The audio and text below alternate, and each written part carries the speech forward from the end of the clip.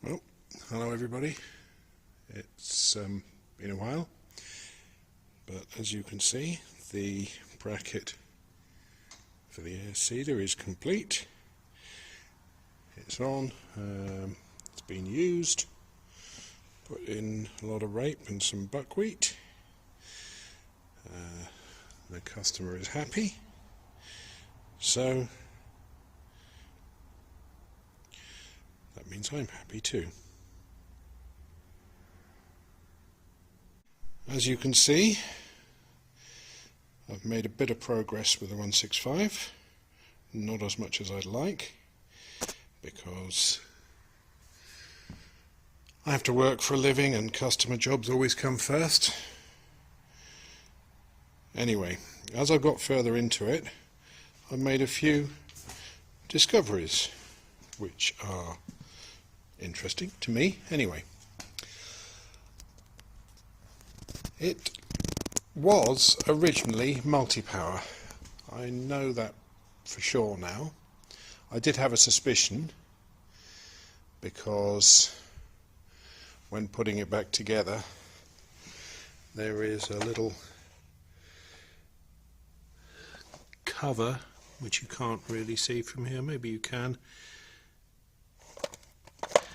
It's just there, you can see the edge of it, which is where the linkage for the multi-power lever goes down through the dashboard and into the bell housing. Now that little plug was missing. It's like a core plug. Anyway, it was missing. And well, I thought it was a bit suspicious because there's no reason why that would ever need to be taken out unless it was never in there in the first place. Anyway, so I've got some new ones still available from Agco, surprisingly, and put them in. Anyway, and I've just started working on the back axle, and I took out the PTO lever. And what do we find? There are 3 ports on the back of it with a banjo plug in each, and on the inside a manifold which comes normally is piped into the auxiliary pump.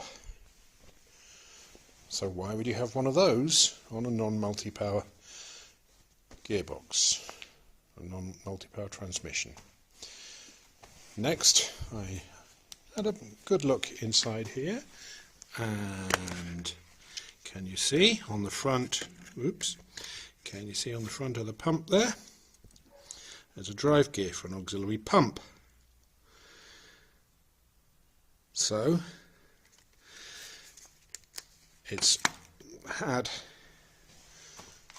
an auxiliary pump, it's had that plate which is generally only found on multi-power models. The plug was missing on the front of the top of the bell housing, so I'd say this has had multi-power.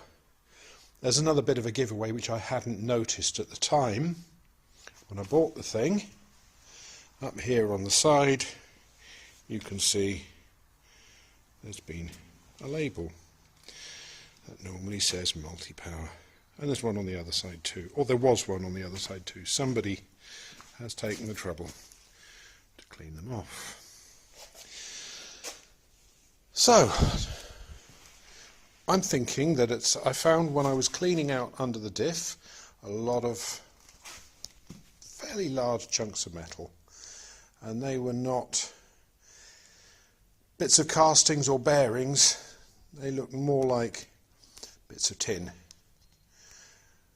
So got inside a bit further, took the old hydraulic filter out, and the suction filter, we have evidence of a catastrophic failure of some sort. Something has been flailing around in there, chewed that up, and caused it all to fall apart. Anyway, so that's the story so far. Every time I get a little bit further into this, it tells me something new. So I think it was a multi-power model which also fits in with the pressure control that exists on the top cover but not on the quadrant. Yeah, I think somebody had some kind of a pretty serious failure and decided it was cheaper and easier to take multi-power out and just rebuild it as a normal 6-speed. I'm going to have to split it here at some point soon, because I think the input seal off the gearbox is weeping, and also the rope seal on the back of the crank main bearing is also weeping. So I'll split it and replace those, and it will be interesting to see if any of the other parts of the multi-power are still in there from the control valve and the piping. If they are, then I might well rebuild it with multi-power. If not, it's just going to go back to being a straight 6-speed. That would also explain how that got bent and a few other things that I found inside. Anyway, everything tells a story. As far as the brakes go, this is just waiting reassembly. It's all cleaned out inside, everything's cleaned out. I've buffed off taken the glaze off the braking surfaces. I've got my new brake parts here. Just going to pull this apart, put new bearings in, and new seals. And of course I'll replace that flange that is on there, put new studs in as well. Then we'll be ready to get back together. And once that side's on, the half shaft's back in and it's bolted on, I'll get that other half shaft off and get that cleaned up, put new seals and bearings in it, get it back together. And then we'll be close, I think, to getting this thing moving. To be honest, I'm actually really looking forward to it. I've got some work lined up already, and yeah, I'm really looking forward to it. Of course, this whole thing is then next in the queue, and yeah, maybe something else in the pipeline, who knows. Thanks for watching, and I'm sure you already are following Lord Muck and Calamity Kim, but if you're not, go over and look at their channels. There's Lord Muck and Calamity Kim, and you'll probably see more updates from me on Lord Muck in the near future. Okay, thanks a lot for watching. Bye.